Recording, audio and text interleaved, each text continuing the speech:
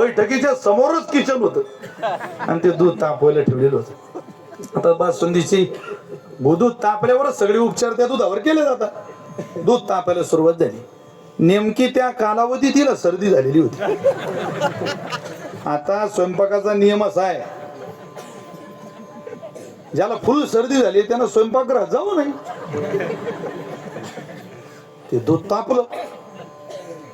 चमचा फिरवता फिरवता फिरवता फिरवता ते दूध जसं तापलं. सर्दीचा नियम असा आहे, ते तूप अग्नीजवळ गेल्यावर विरघडतं. मला तिला शिंका आली. असं गोडवर तूप बासुंदीत पडलं बा.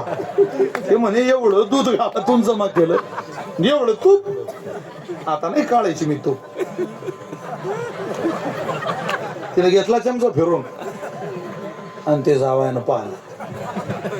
तो म्हणे मेलो गड्या, आता हे खाणं आहे का रे म्हणे बापा आपल्याला. अरे जीव गेला तरी हे नाही खाऊ. आज सगळा स्वयंपाक तयार झाला. माणसं जेवायला बसली मित्रांसहित. पानं वाढले, याचं ध्यानच होतं. वाट्या आले की परत पाठवली. समजा भाजी वाढली, चपात्या वाढल्या. वाट्या आल्यावर आम्हाला वाट्या आल्या रे म्हणे गड्या. एक एक एक एक एक एक वाटी ठेवली. याच्या पानावर वाटी ठेवली. आवडला मामी, वाटी उचला वाटी उचला वाटी उचला. ती काय झालं जावई, माझी इच्छा नाही आज बासुंदी खायची. इच्छा नाही? मी साऱ्या गावात हिंडली आणि तुमची कशी इच्छा नाही? एक वाटी तुम्हाला खावीच लागणार आहे. तुम्ही हे उचलता की मी उठ होता आठवून. अरे म्हणजे बापरे, जावायला असं काय झालं? ती वाटी परत सगळ्यांची जेवण सुरू झाली. पण हा बाबा बिनाच बासुंदीचा. मित्रांच्या 2-2 वाट्या झाल्या. ते म्हणून सुरेश लय जोरदार व्हायला गेला बासुंदी, तू एक वाटी खाऊन तपाय. तो म्हणे तुम्ही घ्या, मी गिर गायचं तूप खात नाही.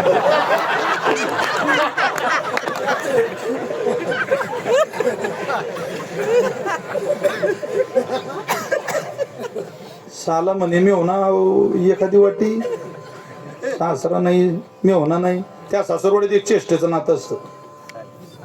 कोणाचं? साडीचं, मिवणीचं. ती आली, ती पुण्याला होती शिकायला. ती म्हणे जिजू, जिजू म्हणता ना पोर. आता आधी नाव होतं ते दाजी, पाहुणं, रुबाबात नाव होते. चांगला पिडदार मिशीचा गडी नाही म्हणते जिजू. एखाद्या उंदराचं नाव वाटते होते. दाजी कसं नाव वाटतं भारामसूत. ती म्हणे जिजू तुम्ही बासुंदी घेतली नाही असं कळलं मला. हा, एक वाटी तर तुम्हाला घ्यावीच लागेल. हा, तुम्हाला माझी शपथ आहे. तो म्हणे तुझ्या पुऱ्या खानदानाची शपथ घातली, बासुंदी घेतली त्याची शपथ.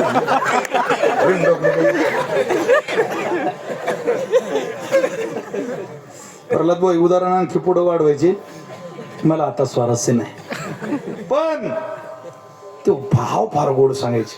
ते म्हणायचे स्वयंपाक बनवणारी, बासुंदी बनवणारी सासू म्हणजे माया आहे. जिथं स्वयंपाक करते ती सासूरवाडी म्हणजे संसार आहे. या संसार रूपी सासूरवाडीत मायेच्या हातची बासुंदी खाल्ली. कोणी खाल्ली? अरे ज्याला त्या मायेचं स्वरूपच माहिती नाही, ते चांगलं आहे की वाईट आहे, त्यानं खाल्ली. तो बार 4-4 वाट्या खाईल.